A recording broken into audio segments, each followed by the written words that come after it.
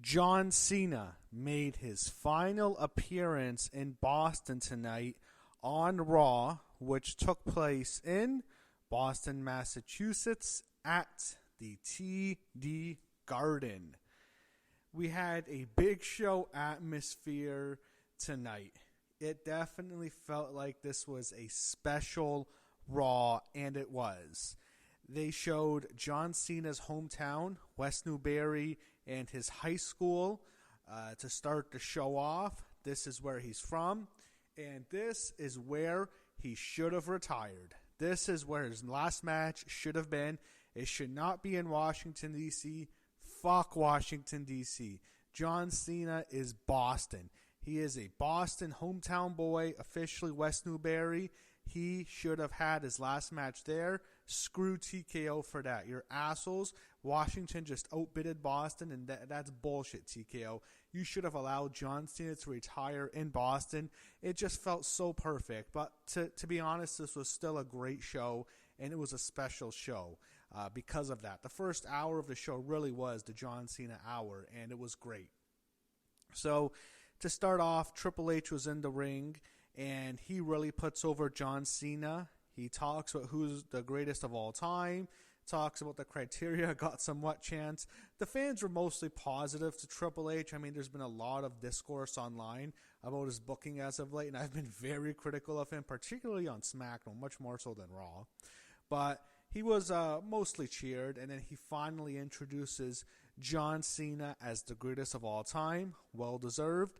And then John Cena came out a massive pop for his final appearance in Boston. They loved him. He was wearing green, I think it's for Boston Celtics colors. Super over. It's John Cena in Boston. What else is there to say? He talked about the tournament when he got on the mic. And he says that he announced that on his last match on the Saturday Night's Main Event show in Washington, which got booed, deservedly so, that there will be an NXT Open. I think it's like an NXT exhibition where you have some NXT talent face WWE main roster talent. So it's his way of giving back, and it's going to be a big audience so more people can see NXT. He says he really wanted to come back to Boston, and he did it tonight. He talked about how he saw his first WWF show at the Old Garden, which is hilarious. When he mentioned WWF, him saying that got censored. I'm thinking, what the fuck, why? Who cares? And it looked like Triple H was a little upset that he said it. WWF, and it gets bleeped. I'm thinking, what? Is it really that big of a deal to say it now? We have to get the FO. But yeah, WWF, that's when John Cena first saw it. And he was always WWE because I think by the time he debuted, they had already switched the company name to WWE. That was the infamous Get the F Out campaign that they ran. And that was the Old Garden when he saw his first show. He thanks the Boston fans, and then he's interrupted by Dominic Mysterio. And fans hate him. There's no dirty Dom chance. They're telling Dominic to shut the fuck up. Dom insulted John Cena for a while. The fans chanted, "You fucked up," which was accurate. In response, John Cena tells him to leave out, he wouldn't kick his ass because of respect for Ray, which Ray doesn't like Dom anyway. But Cena's doing good here. He's really cutting into him on the mic, not as much as you really expect because maybe he didn't want to rip into Ray's son too bad. But Cena really could have destroyed Dom. Dom says he would have beaten him in any time, anywhere, any era. Now Triple H then gets on the mic and he makes the match official after what Dom said. I mean, he alluded to the fans chanting, "You fucked up," and he agreed. So he officially makes the match for Intercontinental title right now in Boston. Dominic defends it against John Cena. Triple H brings out the ref, and we have an Intercontinental Championship match defended in Boston for John Cena's last appearance. He challenged Dominic Mysterio, the champion, and you had Alicia Taylor do the ring introductions, and here it was already. Intercontinental Championship on the line. Dominic Mysterio against John Cena. So right away, Dom attacks Cena to start the match. He gets the heat for a while. he hit the Three Amigos on the week of the 20-year anniversary of Eddie Guerrero's death. And I don't think they didn't mention Eddie. I don't know why, but they should have mentioned that. Cena did the You Can't See Me for the last time in Boston. That got a huge pop. They actually did an Eddie spot where Dom brought a chair in the ring, but Cena did it with him, which got big-time Eddie chants from the crowd. And I'm sure they'll still say something for Eddie on SmackDown. It's 20 years, and I'll be doing a video on that because it's really a major event that happened 20 years ago. There was a ref bump. Dominic actually taps out to the STF, and I guess Cena gets to beat him twice, but the ref is down. So as the ref's down, John Cena and him go back and forth. Cena hits a second A after Dom brought the belt in the ring. Cena countered. He actually, hit the first AA of the match, but then another ref comes. It takes a while for him to come in. Dom kicks out of the AA, a delayed count, and then Dom hits the 619. He hits the frog splash, but really before the ref can count the pin, Dom's on top of him, but the ref really, before he even hits one, John Cena just powers out like Super Cena, and he rolls through it, deadlifts Dom, puts him up, hits a second AA, 1, 2, 3. John Cena is your new Intercontinental Champion, making him a Grand Slam champion. He celebrates. There's pyro, a massive ovation, a great moment. Seeing him at least win another title in Boston. That's what everyone wanted. Awesome moment here. He gets on the mic. He thanks the fans, and then he says, for the last time, in Boston at least, he finally says it, the champ is here. Just an amazing moment, and it was awesome. That was a great way to start the show. Boston absolutely loved it, and I think they got their money's worth. Yeah, they got screwed out of not having his last match here, but at least they got to have a great moment. He actually wins. He might not even win his last match. I'm doubtful he beats Gunther. I think he's probably losing to Gunther next month, but this was still a great moment and a great send-off in Boston. So on the break, you had Byron Saxton in front of the live crowd interviewing LA Knight. That was really the only time we'd see him. He was just talking about the Cena match. I don't even know what LA Knight's going to do. He's really not doing much. So when we come back, we go to Gorilla. And basically most of the baby faces on Raw are all backstage. And Gorilla congratulating John Cena as the new Intercontinental Champion. Sheamus, Jey Uso, Stephanie Vaquer, Charlotte Flair, Alexa Bliss, Damian Priest, all congratulate John Cena. He shakes all their hands. Great moment. And then Rey Mysterio appears. He shakes Cena's hands and thanks him for kicking Dom's ass. Cena says he's a good kid. I don't know about that, but that was a good back and forth there. Seeing him interact with Rey one last time as they're not going to have another match. And it's kind of funny because Cena actually beat Rey for the World Heavyweight Championship on Raw. That was when Cena, the WWE Championship. That was when Punk was holding the belt hostage. And Rey won the belt, and Cena challenged him. They had an impromptu title match. Cena beats Rey, and now, 14 years later, John Cena has an impromptu match with Dominic Mysterio for the Intercontinental title and takes the belt from him. So I guess it all comes full circle. Then after Rey, Cody Rhodes appears as undisputed WWE champion. He holds the belt. He goes up to Cena, both as champs. He shakes John Cena's hand, a really cool moment, and that's the last time Cody Rhodes and John Cena are ever really going to interact on WWE television again, probably, unless, I don't know, maybe at a Hall of Fame ceremony, but at least on TV, that was the last time. That was a good moment there. I guess it brings it all full circle as Cena wins at WrestleMania, Cody wins at SummerSlam, and they embraced after SummerSlam, but again, a nice show of respect here on Raw. So we see Logan Paul arriving in the building. He's feuding with Punk and the War Game stuff. Damian Priest is out next.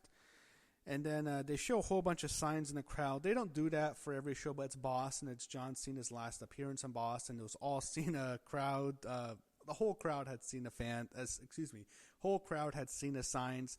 My favorite one was actually one that says Cena equals Brady, ultimate sign of respect. Yeah, I know wrestling's at work, but I think it just shows how much Boston appreciates John Cena, how much he means to the city for wrestling fans, and he's their Tom Brady, and Brady is obviously the GOAT, greatest quarterback of all time, most successful football player of all time, and I guess John Cena is the GOAT for wrestling, the greatest professional wrestler of all time.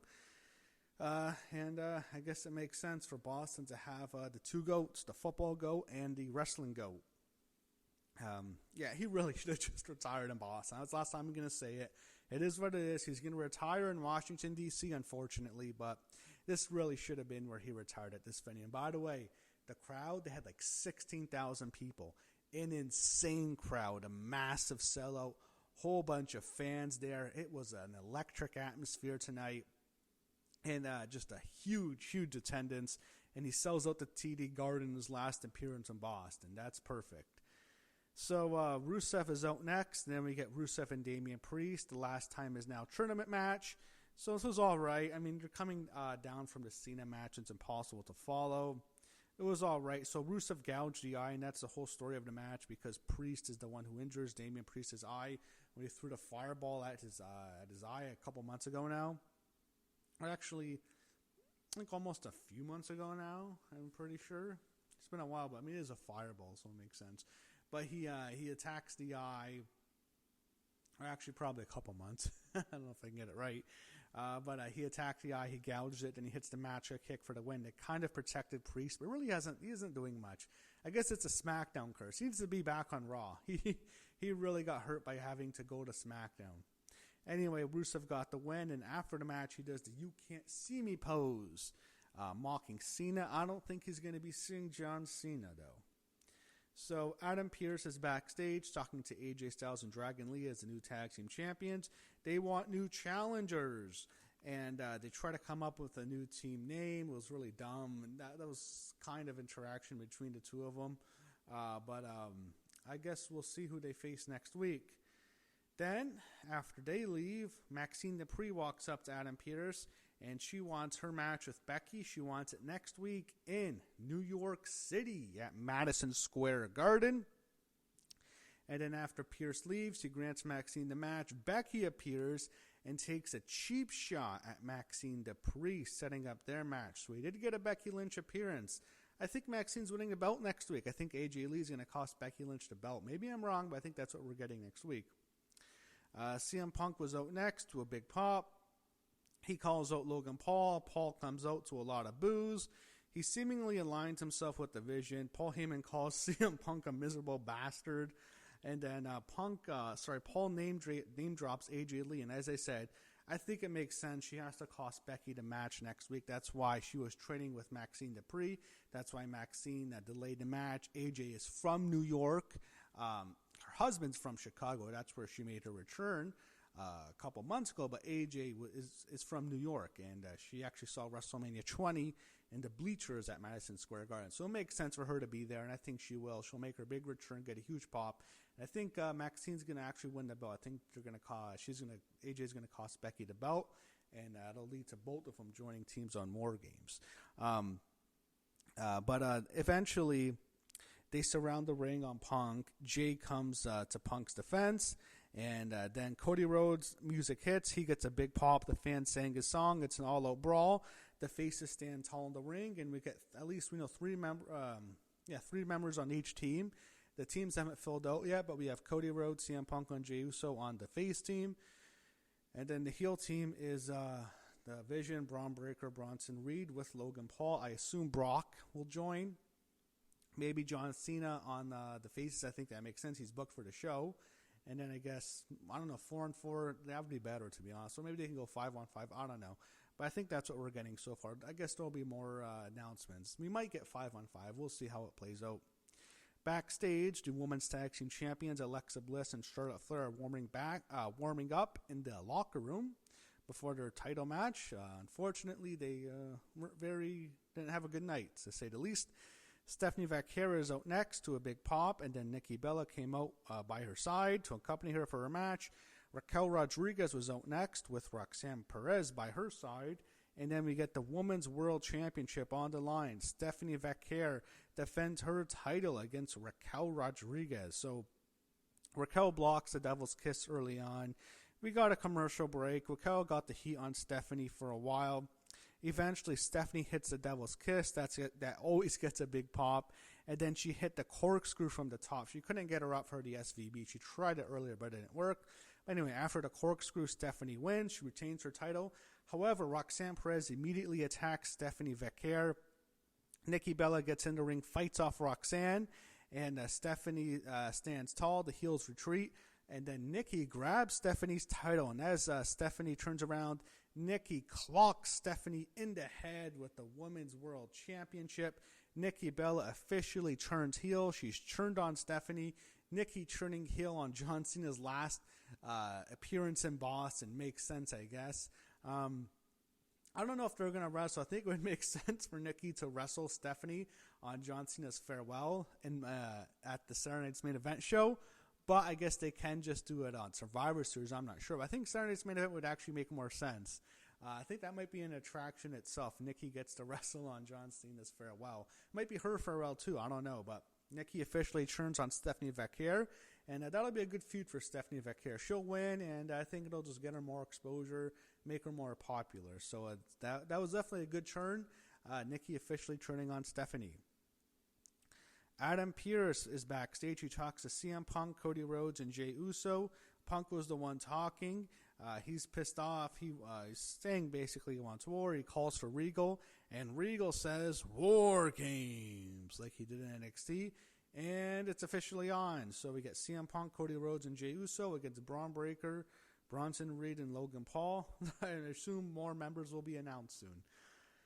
So Shinsuke Nakamura is out next, and then Sheamus comes out at the break. We get Sheamus against Shinsuke Nakamura. Last time is now tournament matchup. So Sheamus hit the bro kick for the win. It was an all-right match. I think it was obvious Sheamus was going to win. Nakamura's not much anymore. They shake hands after the match. So we get a fact of the night. John Cena has now held every major singles title in WWE. He is a Grand Slam champion. And speaking of Cena, we got a Adam Pearce video for our next Last Time Is Now tournament competitors. And these two matches will take place next week on Raw in Madison Square Garden. Adam Pearce draws Javon Evans and Gunter, and they'll have a match. You get Javon Evans, Gunter. People wanted that to be the finals, or at least a semifinals match. But you know what? At least we're getting the match. And you know what?